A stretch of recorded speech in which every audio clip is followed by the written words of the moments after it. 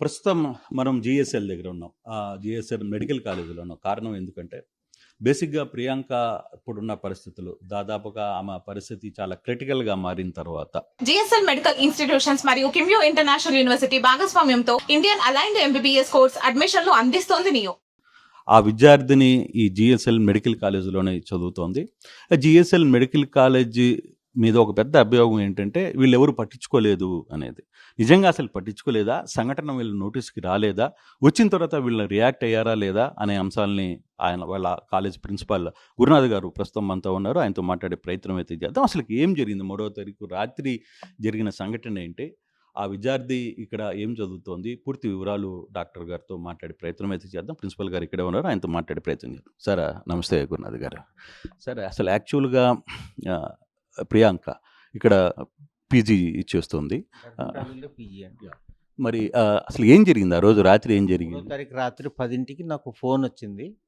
స్వతంత్ర హాస్పిటల్, అది కూడా మా హాస్పిటలే. దాంట్లో డ్యూటీలో ఉన్న కార్డియాలజీ డాక్టర్ గారు నాకు ఫోన్ చేసి చెప్పారు, ఇలా ఈ అమ్మాయిని తీసుకుని వచ్చారు, రోడ్ ట్రాఫిక్ యాక్సిడెంట్ అయింది, ఈ అమ్మాయి కండిషన్ బాగోలేదు, కోమాలో ఉంది, GCS3 ఉంది, మేము వెంటిలేట్ చేసి ఇప్పుడేమో తీసుకెళ్తున్నాం ప్రస్తుతం సిటీ స్కాన్కి, దానికి అవన్నీ అయ్యాక మీకు మళ్ళీ ఇన్ఫర్మేషన్ ఇస్తామని చెప్పారు.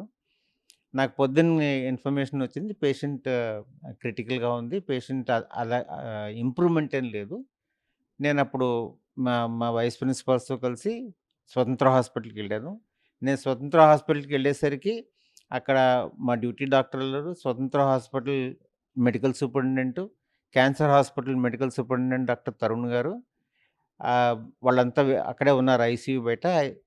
వాళ్ళ పేరెంట్స్ వచ్చి ఉన్నారు, ఆమె సిస్టర్స్ కూడా వచ్చారు, బ్రదర్ ఇన్‌లా కూడా ఉన్నారు, పోలీస్ బందోబస్తు పోలీస్ వాళ్ళు కూడా ఉన్నారు, డిఎస్పీ గారు వచ్చారు. డిఎస్పీ గారు వచ్చి లోపలికి వెళ్ళి ఆయన పేషెంట్ని చూసి పేషెంట్ పేరెంట్స్తో మాట్లాడారు. కండిషన్ సీరియస్ అని చెప్పాము. అప్పుడు కాన్ఫరెన్స్ ఒకటి పెట్టాము ఐసీయూలోనే, పేరెంట్స్తోనూ పోలీస్ వారితోనూ, మా డైరెక్టర్ గారు, మా చైర్మన్ గారు, మేమంతా కూర్చుని అప్పుడు సూపరింటెండెంట్ గారు ఏమో వేణుగోపాలరావు గారు కండిషన్ ఏంటో చెప్పారు. ఎక్కడెక్కడ దెబ్బలు తగిలాయి, ఏమేమి జరిగాయి, మేమేమేమి చేసాము, ఎంత చేసాము అవన్నీ చెప్పారు. మేము యాక్సిడెంట్ అయినప్పటి లగాయతూ కంటిన్యూస్ మెడికల్ కేర్లో మా దగ్గర ఉంది, మా హాస్పిటలే, స్వతంత్ర హాస్పిటల్ అనేది మా హాస్పిటలే, మా డాక్టర్లు అందరూ అని చెప్పి అప్పుడు డిఎస్పీ గారు పక్కనే ఉన్నారు, చెప్పారు. అప్పుడు మా చైర్మన్ గారు క్లియర్గా చెప్పారు, కండిషన్ సీరియస్ అండి, మిగతా అన్నీ చూసుకోండి అని చెప్పారు. సో బేసిక్గా ఇన్సిడెంట్ జరిగింది రాత్రి 9:30, 9:40 ఆ ప్రాంతంలో. తర్వాత ఇక్కడ హాస్పిటల్కి తరలించిన వ్యక్తి ఎవరు? ఇమీడియట్గా స్వతంత్ర హాస్పిటల్కి ఎవరు తరలించారు? అంటే బాధితులు తరలించారా, లేదు ఈ అమ్మాయితో పాటు ఉన్న మరో మెడికో హాస్పిటల్కి తరలించే ప్రయత్నం చేశారు? మెడికో గారు ఉన్నారు సార్, ఆయనతో మీరు you can contact him, find him, వాళ్ళే అంటే అక్కడి నుంచి స్వతంత్ర దగ్గర అవుతుంది మాకు. జిఎస్ఎల్ దాకా తెచ్చుకురావాలంటే చాలా దూరం, స్వతంత్ర మా హాస్పిటలే కాబట్టి అక్కడికి తరలించారు సార్. సార్, మరి ఎందుకు సడన్గా హైదరాబాద్ షిఫ్ట్ చేయాల్సిన పరిస్థితి? షిఫ్ట్ చేయలేదు సార్, మేము చెప్పాం ఇది కండిషన్ ఇంప్రూవ్మెంట్. పేరెంట్స్కి చెప్పారు, పేరెంట్స్ ఉదయాన్నే వచ్చారు. ఉదయం కల్లా పేరెంట్స్ వచ్చారు సార్. నేను స్వతంత్ర హాస్పిటల్ పొద్దున్న వెళ్ళేసరికి పేరెంట్స్ కూడా వచ్చి ఉన్నారు. డాక్టర్ గారి సిస్టర్స్ ఇద్దరు, బ్రదర్లో కూడా ఉన్నారు. వాళ్ళకి కండిషన్ చెప్పాము మేము, ఇంప్రూవ్మెంట్ ఛాన్సెస్ తక్కువ అని చెప్పారు. మా చైర్మన్ గారు క్లియర్గా చెప్పారు కండిషన్ బ్యాడ్గాని. సరే, వాళ్ళేమో వాళ్ళే ఇంకా ఏమైనా ఛాన్స్ ఉంటుందో, హోప్ ఉంటుందేమో, ఇంకా ఏమైనా ఫర్దర్ ట్రీట్మెంట్ ఉంటుందని చెప్పి వాళ్ళు హైదరాబాద్ కిమ్స్కి తీసుకెళ్ళారు. మేము పేరెంట్స్ ఓకే, వాళ్ళే తీసుకువెళ్ళిపోతామని చెప్పారా, లేకపోతే మీరు ఇక్కడ కండిషన్ బాగలేదు కాబట్టి బెటర్? లేదండి, మా దగ్గర లేని ఎక్విప్మెంట్ లేదు సార్. మా దగ్గర మేము చెప్పాము, వాళ్ళు ఇంకా ఫర్దర్ ట్రీట్మెంట్ కోసం తీసుకెళ్తామంటే మేము కాదనలేము కదా సార్, అది వాళ్ళ ఇష్టం. అది కానీ ఇక్కడ ఒక చిన్న సమస్య వస్తుంది సార్.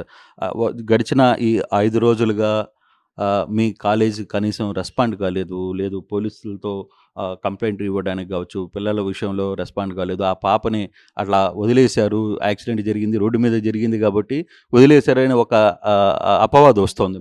చాలా తప్పు సార్, చాలా తప్పు, నేను ఖండిస్తున్నాను. ఆ అమ్మాయి మా స్టూడెంట్, మా అమ్మాయితో సమానం. వెంటనే తీసుకెళ్ళిపోయి మా హాస్పిటల్లో ఇంజరీ తగిలిన 6 గంటల్లోనే మా హాస్పిటల్లో ఉంది. మా హాస్పిటల్‌లో ఏదైతే బెస్ట్ ట్రీట్మెంట్ అవైలబులో ఆ ట్రీట్మెంట్ మేము ఇచ్చాం సార్. మా ICUs are the best in this place. లేని ఎక్విప్‌మెంట్ లేదు, లేని డాక్టర్ లేదు మా దగ్గర. Critical care doctor, neuro surgeon వెంటనే అటెండ్ అయ్యారు. న్యూరో సర్జనే ట్రీట్మెంట్ కండక్ట్ చేశారు. ఆయన ఏమేమి ఇన్వెస్టిగేషన్ చేయాలి నేను ఆయన చెప్పిందేంటంటే పేషెంట్ చాలా సివియర్‌గా ఉందని. అక్కడి నుంచి మేము పేషెంట్‌ని వదలలేదు కదా! మా ఐసీయూలోనే ఉంది పేషెంట్. మేమే చూసుకుంటున్నాం. పోలీసులొచ్చారు. పోలీసులు పర్సనల్‌గా వచ్చి పేషెంట్ చూసుకున్నాక ఇంక మేము పోలీసులకు చెప్పకపోవడం ఏంటి సార్? అంటే మరి ఎఫ్ఐఆర్ కంప్లెయింట్ అదే మీ మీ మా కాలేజీ నుంచి మా కాలేజీ ఎందుకు నుంచి చేయలేకపోయారు? మాకు వాళ్ళే తీసుకుంటున్నారు కదా sir! Police DSP himself is handling the case. ఇంకా కంప్లెయింట్ అది రాసుకునేది ఆయన పని కదా! అంటే కంప్లెయింట్ మీ పేరు మీద మేము లేదు కదా? మా పేరు మీద ఎందుకుంటుంది sir? Why will it be మీరు అంటే నా బేసిక్‌గా పేరు మీద కాలేజ్ ఎందుకుంటుంది సార్? మీ పేరు కాలేజ్ అంటే పేరు మీద మీ ఎందుకుంటుంది? ఇప్పుడు బేసిక్‌గా కాలేజీలో మీ కాలేజీలో చదువుతున్న మా అమ్మాయి, కాలేజ్ చదువుతున్న అమ్మాయి మీ సార్ కాలేజీలో యాక్సిడెంట్ పీజీ చేస్తున్న సార్ అమ్మాయి, మామూలుగా యాక్సిడెంట్ మీ కాలేజీలో పాపకి యాక్సిడెంట్ జరిగింది. యాక్సిడెంట్ జరిగిన తర్వాత గుడ్ మీరు అన్నీ చేశారు. మీరు అక్కడికి వెళ్లారు. ఆ హాస్పిటల్‌కి జరగాల్సిన చేయడంలో మీ నిర్లక్ష్యం సార్ లేదు. డెఫినిట్‌గా మీరు అన్నీ సార్ చేశారు. ప్లీజ్ కానీ నాకండి అదే సార్ పోలీస్‌కి సంబంధించిన ప్లీజ్ ఎఫ్ఐఆర్‌లోనే హోల్డ్ ఆన్ ఎందుకు సార్. లేట్ జరిగింది అన్నారు. ఇది లేట్ కాదు సార్. వెంటనే పోలీసులొచ్చారు. మేము ఈ కేసు మెడికల్ లీగల్ కేసు. ఇలాంటి కేసు ఏదొచ్చినా సరే మేము మెడికల్ లీగల్ కేసు వెంటనే పోలీస్‌కి ఇన్ఫర్మేషన్ మేమే ఇస్తాం. It's severe medical legal case. మామూలుగా ఇక్కడ మా హాస్పిటల్‌లో జరిగితే వెంటనే రాజానగరం ఎస్ఐ, సిఐ వాళ్ళు వస్తారు.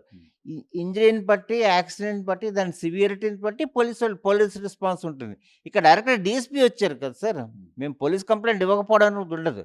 మేము ఇది ఎమ్మెల్సీ కేసు రైజ్ చేశారు. చేయాలి. చేశారు. సో, యాస్ పర్ మీ హాస్పిటల్‌లో ఏదైతే రూల్స్ ఉందో ఎమ్మెల్సీ చేస్తారు కాబట్టి ఎవరైనా ఈమె ఎవరైనా కాదు ఎవరు జరిగినా కూడా మీరు ఇమ్మీడియేట్‌గా ఎమ్మెల్సీ ఇస్తారు. ఎమ్మెల్సీ ఇస్తారు కాబట్టి ఆ ప్రకారంగా వచ్చారు. తర్వాత పేరెంట్స్ ఏంటి సార్? పేరెంట్స్ వాళ్ళ రియాక్షన్ ఏంటి? ఇది వాళ్ళు దుఃఖంలో ఉన్నారు. అంతకంటే ఏం చెప్పగలను సార్. వాళ్ళకి క్లియర్‌గా మా తరపు నుంచి మేము చెప్పాం. హోప్ అనేది లేదని. హ్మ్. ఎంత పర్సెంటేజ్ ఆఫ్ రికవరీ ఉంటుందని అబ్బాయి గారు అడిగారు. అల్లుడు గారు. అడిగితే ఉండదని చైర్మన్ గారే డైరెక్ట్‌గా చెప్పారు.